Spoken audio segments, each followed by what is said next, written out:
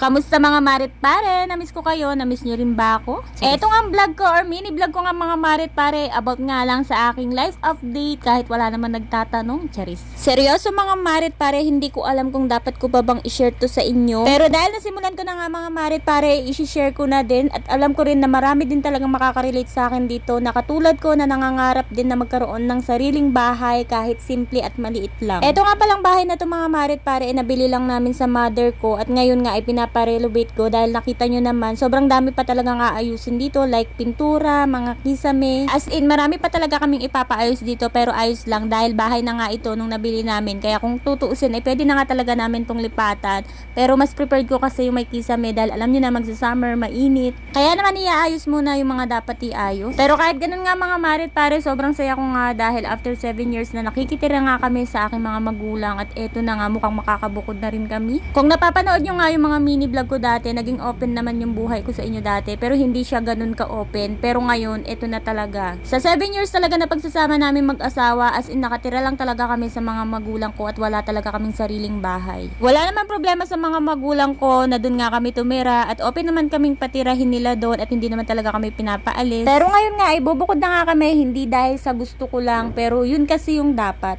Alam niyo yun, yung lumalaki na kasi yung pamilya namin tapos dalawa na yung anak ko and then nakakahiya na rin talaga tumira sa mga magulang ko. At ayun nga, hindi dahil sa kailangan lang natin bumukod pero yun kasi yung dapat. At alam ko marami din makaka-relate dito at mga kagaya ko na nakikitira lang din sa mga magulang. Na nangangarap nga din magkaroon ng sariling bahay kahit maliit at simple lang at imamanifest na natin yan na soon kayo din. Hindi nakaka-proud sabihin na nakikitira lang kami sa bahay ng mga magulang ko pero yun ang totoo at gusto kong magpakatotoo sa sarili ko at sa inyo. Kaya kung i-judge nyo ako ngayon, bahala na kayo. Charis. Anyways mga marit pare, tama na nga ang story time. Ito na nga, natapos na nga ang pagpipintura at susunod naman ito nga ang pagkakabit ng kisame. Pero alam nyo ba mga mare, marami na nga kwento tong bahay na to, marami nang napagdaanan, marami na rin tumira dito bago pa man din namin nabili. Pero yung kwento at napagdaanan nga nitong bahay mga mare, utang ko muna sa inyo, tsaka ako na nga lang ikukwento kapag okay at tapos na nga itong bahay. Pinatulong ko na nga dito si Daddy Ruel at sabi ko nga sa kanya na siya na nga lang ang gumawa dito sa Bay Lababo para makatipid nga rin kami sa ibabayad pa namin sa labor. Pero mali ata na pinatulong ko pa siya dahil tignan nyo naman, pagtapal pa nga lang ng simento ay sablay-sablay na.